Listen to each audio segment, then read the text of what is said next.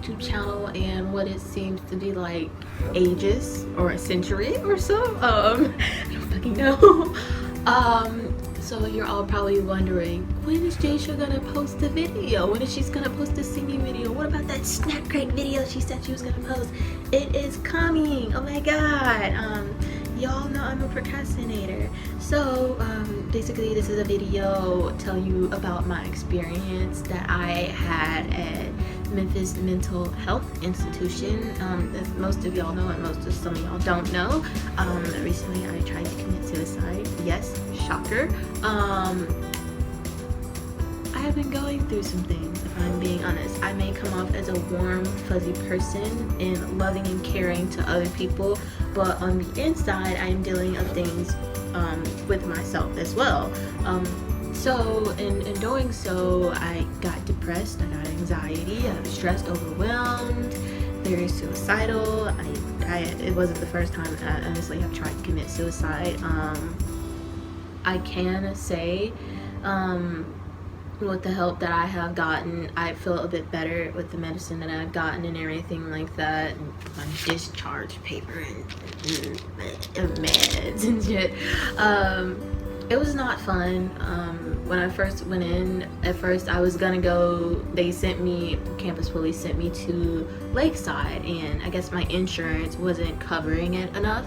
So I waited like an entire day there. The experience was terrible. It was other people, and then you were locked inside of a room. You couldn't get out until you had completed an assessment, basically seeing if you were like depressed or crazy or something like that. And I waited to take that test like probably about 12 to 15 something hours, all the way until the next day. And it got to a point where I was like sometimes walk out of the room trying to knock on the door to like ask them when am I gonna get my test taken or whatnot, and I'd sometimes bang on the door. Then I go back in my room where the little desk was. I couldn't kick the desk or anything because it was glued to the floor. So making me a bit more crazier.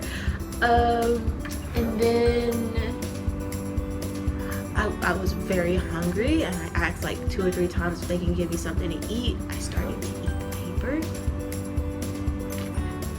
1 minute of silence. Yeah, I don't know what was going on. They finally gave me something to eat. Like I said, it took a day, all the way until the next day, until I finally took my assessment test, and I don't have insurance, so I couldn't stay there. They ended up sending me to another mental institution, which was Memphis Mental Health Institution and Institute. And there, my first day there, I had to take my shoestrings out of my shoes.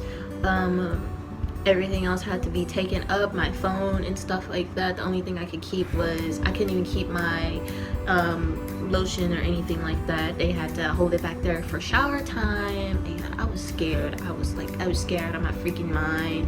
Nobody was telling me anything like that, and I wasn't getting answers. Finally got some answers, and I ended up like, I was just telling myself, I was like, if you're just quiet, because I was looking around, there was nobody there that was my age. I'm 19, and everyone else is either homeless, coming off the streets, police brought them in, coming in from a cocaine addiction or something, getting detox for alcohol addiction or something, and like 23 and older. So I was like, you should just keep quiet. Just as long as you keep quiet and keep to yourself, you're gonna be safe. You're gonna make it through these 5 days, and thank God I did. So my first day there, you had a mattress in the room and everything like that, and then there was a bathroom and a shower. The shower, oh my God, don't get me started on the showers. The showers were scalding hot. It felt like I was showering in a cooking pot, like somebody was cooking me every night. Oh my God, I had to like stand aside sometimes and then wash my body with the soap and then rinse really quick and stuff like that. And they gave you this toothbrush. It was so fucking long. Like when I say it was long, it was like, I've never seen a long toothbrush in my entire life. It was like a horse toothbrush for like a baby horse. And I know every morning we have to wake up at 6 a.m. for what was it, vitals, where they would check our blood pressure and our temperature, and then we would get breakfast, and then it would just go on throughout the day where we had a group session. They would have some people coming in, like having a group. I got bored. I was like, I'm not sitting in that thing for an hour. I'm just go to sleep my days away, and I'm gonna be out, right? Peace. It was not. Days were long. Probably the first 2 or 3 days I went to group because I thought I couldn't, like, I thought it was like required, and it wasn't. And what was that? And then like around a certain time there was lunch, and then there was dinner. They would check your vitals and everything else throughout the entire day, and how they would like give you the meals. Some of the meals were good, some of them felt like they were plastic or whatnot sometimes, and you can only go like 2 or 3 places in the building because you were locked in. So you could go to your room to sleep, you could go to another room where they had some chairs where you could watch TV and the lounging chairs, and then there was like a whole nother area where we ate at, where there was chairs in there as well with the TV, but there wasn't any lounging chairs, and you can go to those 3 places, and that was it throughout the day. And that I did that for 5 days. Woke up, did that, did everything like that. Honest to God, can say I felt terrible as well. Like, it was iffy. So it was, some days were bad, some days were good. Sometimes I had some old dude trying to hit on me and follow me around, and then the next day I had some other lady being nice and trying to check out my history and see what I was there for. And then I would say suicide, and they'd be like, what, you're 19, you have a whole life ahead of you, you don't need to be doing all of this stuff. And I'd just be like, well, not a lot happened, you just don't know what people go through. So I just tried to keep to myself. Honestly, I can say your experience at a mental institute also kind of depends on the person who works there. There's this one lady who was rude as fuck. Just rude, straight up rude, okay? I'm sorry for cursing, but rude. Then you have some people that were very sweet, that would give you snacks and would ask you throughout the day if you were okay and check in on you. And that was my experience. I could call, you were allowed to call people, but you could call for like, be on the phone for 5 minutes. And I called the first time one of my friends for some shower shoes, and they, honestly, those 2 notes that they wrote me got me throughout the day. And I don't know, I can read them. I'm gonna read them.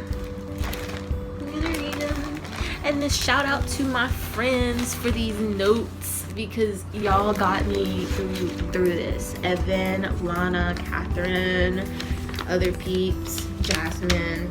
This one, I think this one's from what you call it. So that's how it looks. And it says, to the strongest human being in the world, you, Jasha. Open up hand. It says, walk with God and you will never be misguided. I'm bad at reading cursive. With all of the hugs and kisses, and I'm sorry, I'm trying to read this in cursive. All the hugs and kisses and something in the world, we support you. And then it goes on to the letter. Hey, I am here. You are not alone. You are strong, powerful, beautiful, and you will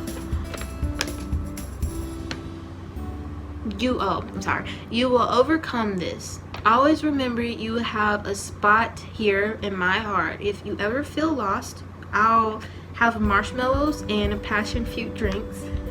It's because I love that. And we love you. Stay strong and positive. God is with you, and so are we. Catherine, Lana, and Evan. And I fucking love that note. I cried when I read it. And this note is from Lana. She's amazing. I love her. I love you. It says, Jasha, I love you. I'm here for you, and I'm thinking of you every day until you get back.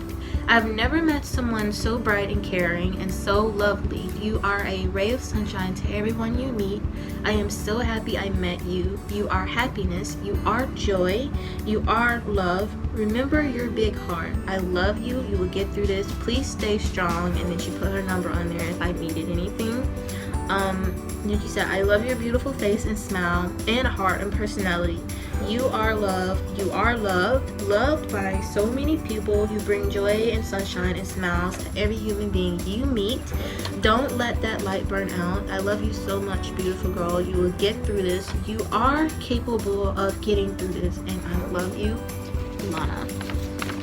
And personally, these two notes got me through. It's personal, and I do have something to say to people who go through things, because you don't know if they're going through things that happened a month ago or things that happened in their childhood like me, to stay strong even when it gets really, really hard and you think that there's nobody, you know, there for you, and that you're all alone, and that, you know, that's the last choice and decision that you need to make.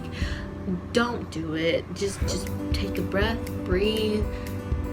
If the people close to you don't call you, try to get someone to talk to you, you know, and just know that people are there even though it doesn't feel like it. And I can say that the path ahead of you will not be easy, because I know for me it's gonna take some time for me to like overcome all of this depression and anxiety and PTSD and stuff from my past.